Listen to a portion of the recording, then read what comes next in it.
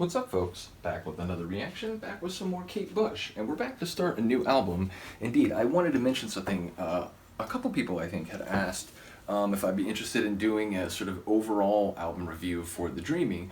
I am interested in doing that, but what I've been mentioning in a few of my videos, in this batch and probably the next batch too, is that for the next couple weeks, I'm just crazy busy. I have a few outside editing jobs that I'm doing. The last couple days I haven't had a car. I have a guest lecture I have to give in a few weeks. So there's a lot going on, meaning I just have a little bit less free time, meaning the videos will slow down a bit for the next 2 to 3 weeks. I'll still be doing multiple videos or multiple days of videos per week and multiple videos on those days, but maybe like 3 or 4 or 5 instead of 8, 9, or 10. And again, maybe the middle of April things will get back to normal and I will continue basically at the flow that I've been doing for several months now. But in that sense, I wanted to maybe hold off just while everything is so busy, and perhaps as I get farther along in her catalog, I could then, and again, maybe in a month or two's time, talk about the albums not only individually, but the evolution of her music, perhaps comparing and contrasting whether sounds or themes and so on. And again, perhaps taking some time to do full listens to all the albums before doing this. So bottom line, I like that idea, but maybe I want to make that an even bigger discussion and exploration of what I've come to experience through her albums a little bit down the line, which in part is based on just how busy I am right now. So hopefully that's cool.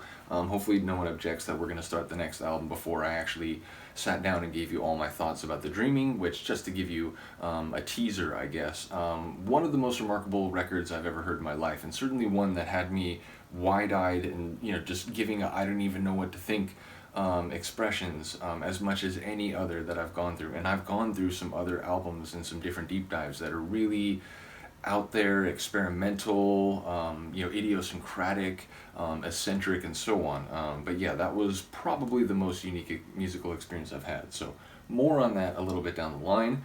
But the next album, 1985, Hounds of Love, and the first tune, Wouldn't You Know, is probably the only track from Kate I knew going into this deep dive, which is to say, Running Up That Hill, which in this formulation, it's Running Up That Hill, parentheses, A Deal with God. Now, my understanding, I actually read about this before I even started the Kate Bush deep dive, that it was originally supposed to be called A Deal with God, or maybe just Deal with God.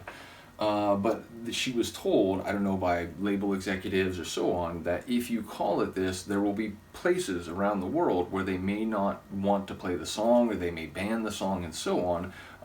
And I remember reading that she was a bit perplexed that, well, why wouldn't they just read it and realize that, there's no irreverence or blasphemy or so on. It's just the idea that, we can't get into another person's mind. We can't see ourselves or a situation through another person's perspective. It just can't happen. So maybe the only way it could happen is if you could make a deal with an all-powerful being who could render that possibility. So yeah, if my memory serves from what I read, maybe like a year ago, it was actually a few months before I started doing any Kate Bush reactions. In any case, if that's correct, then yeah, my understanding is it was originally supposed to be called Deal with God, or A Deal with God, but they changed it to Running Up That Hill to make it more palatable to some markets that might have otherwise not even been willing to listen to it. So yeah, I talked about this. I reacted to the Placebo cover, which is essentially like the lead-in to the Kate Bush journey, because a few close friends of the channel were like, hey, if you're going to do this, you really have to go and do Kate Bush's original material. And here we are months later. So yeah, as I said, my understanding of the lyrics, which again, I realize her lyrics are not only crazy specific and creative and narrative based, but oftentimes they have crazy layers where there's different ways of looking at the same line that are relevant in different directions. So yeah, my longtime understanding of the lyrics, and even as I go into this, is essentially what I said, that in a psychosexual and interpersonal relationship, you know each other, you have these experiences and so on, but you really can't see it from the other person's mind. And maybe if you did, would you feel the same? Would you know that it doesn't hurt me and so on? Which I have to say, the Placebo cover, and not just that line, but there's a few lines where hearing a male sing that line, it feels different hearing a female sing that line. So it's an interesting thing where, like, depending on the singer, the same line can come off differently. And certainly the tone, I think, of the Placebo cover is a bit more heavy and dire, a bit darker, a bit sadder, perhaps. But ultimately, yeah, that's what I've always taken away from this tune as long as I've known it, which I don't remember exactly when I first heard it. It's been years, but ultimately, that was the only Kate Bush tune I knew going into the deep dive. Whatever, I'll stop talking. We'll get to it. This is Kate Bush, Running Up That Hill, A Deal with God, from the 1985 album Hounds of Love.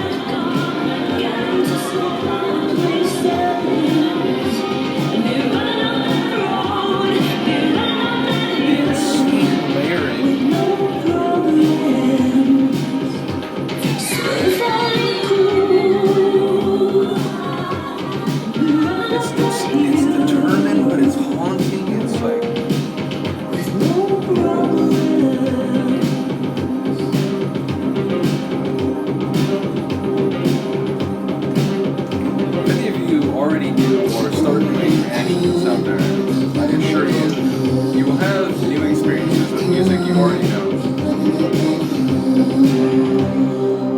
In part because of people helping you understand.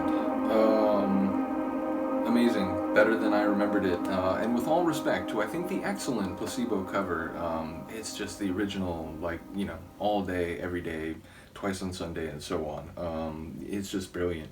As I said, that determined bass really gives the track a spinal cord.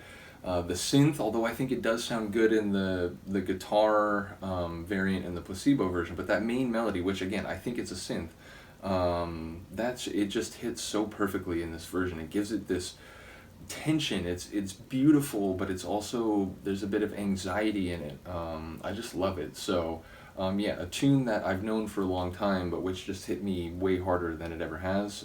Again, a testament to what happens when you go on these deep dives and learn a lot more about an artist and their music. And in Kate's case, using those words feels like a bit of an underselling or an understatement. Nevertheless, a great kickoff to this album. Absolutely looking forward to another record from her. I do remember people saying the Dreaming is maybe the most experimental, maybe the most eccentric. So perhaps the tracks on this one won't be quite as out there, so to speak. But either way, I imagine we will get creativity and creative audacity in ways that few other artists touch, even if it's not quite the same level in that regard as the previous album. So in any case, let me know what you think. Luca and I will see you next time. Peace.